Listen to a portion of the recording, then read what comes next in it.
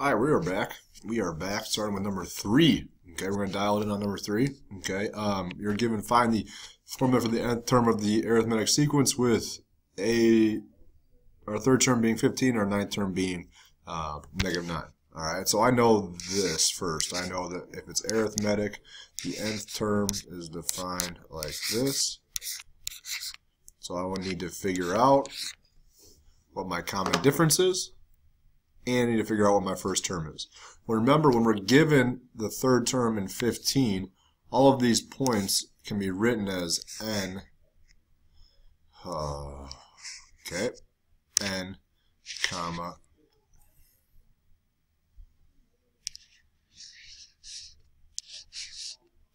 a sub n. Meaning, if this becomes 3, comma, a sub n would be 15. N is 9, a sub n is -9. Okay, the reason we want to do this is so we can find our common difference. The reason we do this is to find our common difference. Again, this is n, comma, a sub n. All of these points, or all of these terms can be written like that. Well, common difference is essentially finding the slope. y2 minus y1 over x2 minus x1. So I'm going to do 15 minus -9 plus over 3 minus 9. Now, does it matter which one comes first? No, as long as you stay consistent. I can do -9 minus 15 as long as I do 9 minus 3 on the bottom. So I have 24 over -6. Okay, which gives me -4. All right. -4 is my common difference. Okay, so now, if -4 is my common difference here, I'm going to plug in -4. I'm going to freak out. Okay, hopefully not. I'm going to plug in -4. I'm going to pause. Okay, sorry, I'm going to plug in -4 for my d value here. All right, now my goal now is to find my first term. So a sub n stays the same. Or excuse me, a sub 1 stays the same. What's going to change are my a sub n term and my n term. Okay, and what I'm going to do is I'm going to use one of these two values here and input them. Well, I know that if each point is written as n, comma, a sub n, if I use the first one, a sub n is 15, and n becomes 3 minus 1. Alright, so I have 15 equals a sub 1. 3 minus 1 is 2. 2 times -4 gives me -8. Well, buckets, add 8 to both sides. Alright, so I get 23 is my first term. Okay, but I'm not done. Alright, I'm not done. I have 23 as my first term. I know my common difference is -4, so I have to plug it all in. A sub n equals my first term, 23, plus my common difference, -4, times n minus 1. Distribute and combine like terms. Okay, so that becomes -4n plus 4. 23 plus that to get a final answer of a sub n equals -4n plus 27. Boom.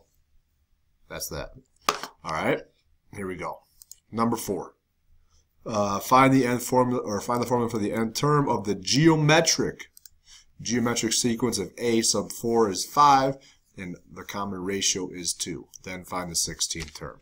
So remember, a sub n equals a1 times r to the n minus 1. Alright, well, if I have my fourth term is 5, so I'm going to plug in 5 here, equals, I don't know my first term, so I'm going to leave it as a sub 1.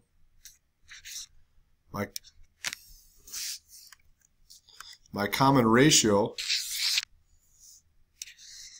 is 2. And then if n is 4, 4 minus 1.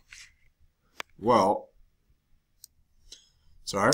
Okay, anyway, so this is 2 to the third, which is 8, right? So I have 5 equals 8 times my first term. Divide both sides by 8. A sub 1 equals 5 over 8. That's an 8. That's an 8. Okay? So, now it says find the 16th term. Find a sub 16. So let's do it. Write the formula too. We got to write that formula. So a sub n equals, oh buckets, oh buckets, oh buckets. A sub n equals 5 over 8. I'm not dialed in like I was yesterday. Times, common ratio is 2. Holy cow, struggle is real. To the n minus 1. Boom, that's the n term. Apologies. Here we go. 16 equals 5 over 8 times 2 to the 16 minus 1. Alright, so I do 2 to the 15th power, okay, times 5 over 8. Now be careful. You want to do this first, 2 to the 15th.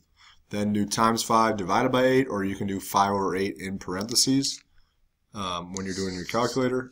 And then you get 20,480.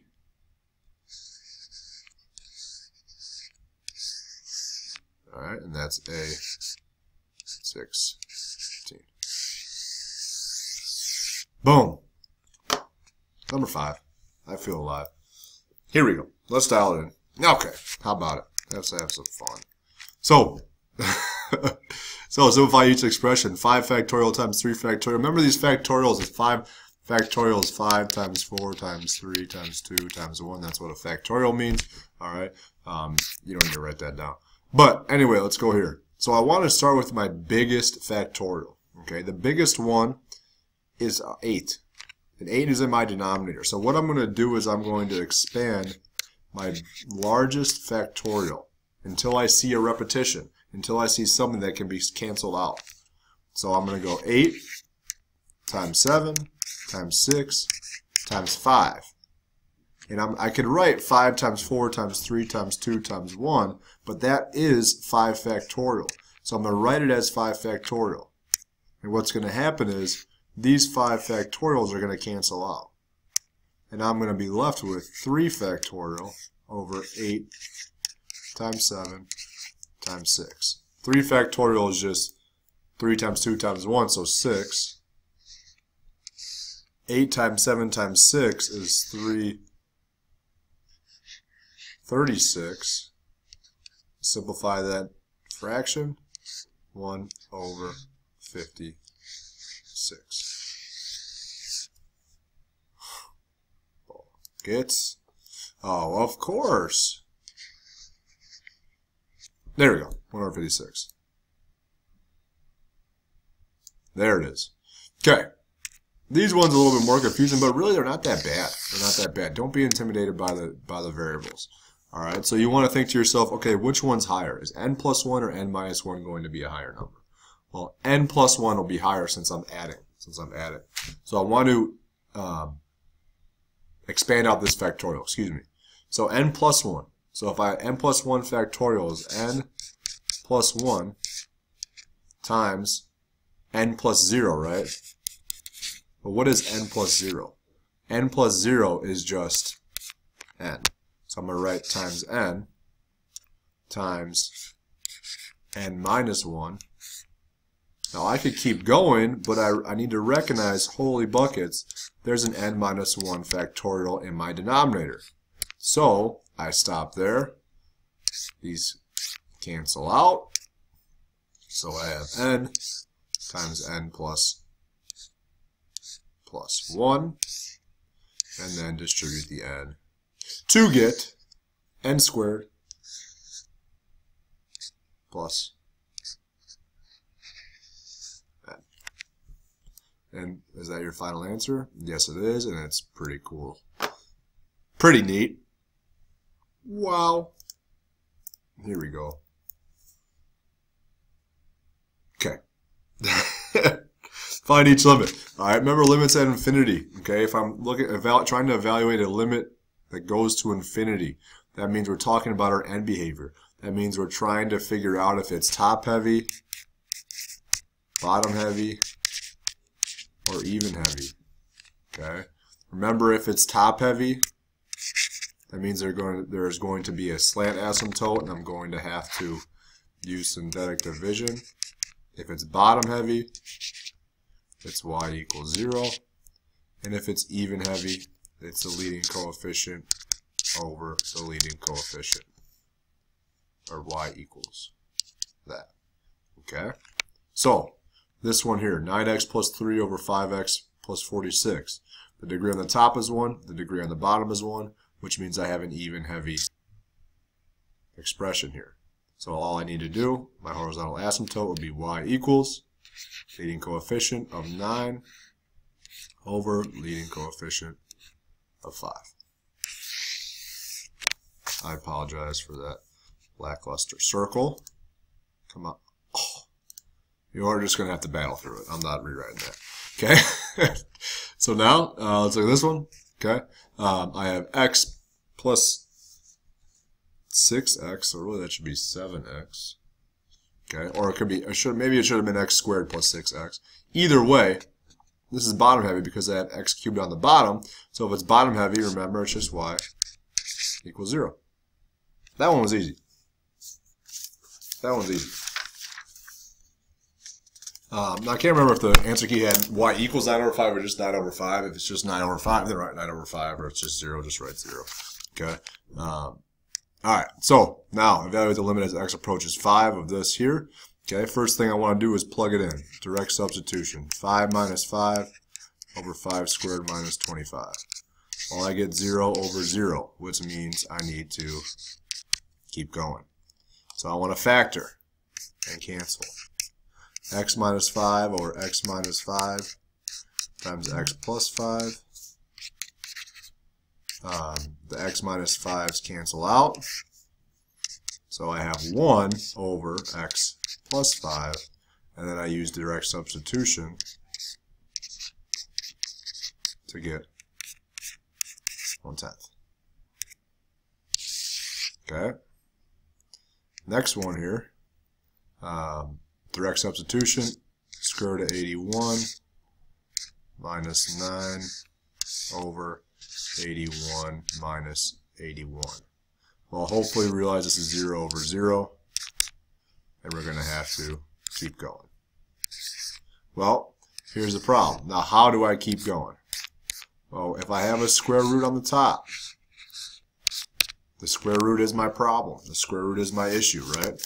If there's a square root, that means I need to multiply by the conjugate. So I'm going to take the square root of x minus 9 over x minus 81 and multiply the top and the bottom by the conjugate of my issue. So my issue is the square root of x minus 9. So my conjugate is going to be the square root of x plus 9. Okay. In the numerator, I just want to leave it. I want to leave it as x minus 81 times the square root of x plus 9. In my numerator, some things are going to cancel. If I FOIL this out, I'll have x minus 81. Holy buckets. Those cancel. I get 1 over root x plus 9. Plug in 81. Direct substitution. Square root of 80. I'm sorry, this is getting really small. This pen is about to break. Square root of 81 plus 9. So the square root of 81 is 9. So 9 plus 9 gives me 1/18. Alright, and that's it for this video. I will pick up with number 7, 8, and 9 on the next one.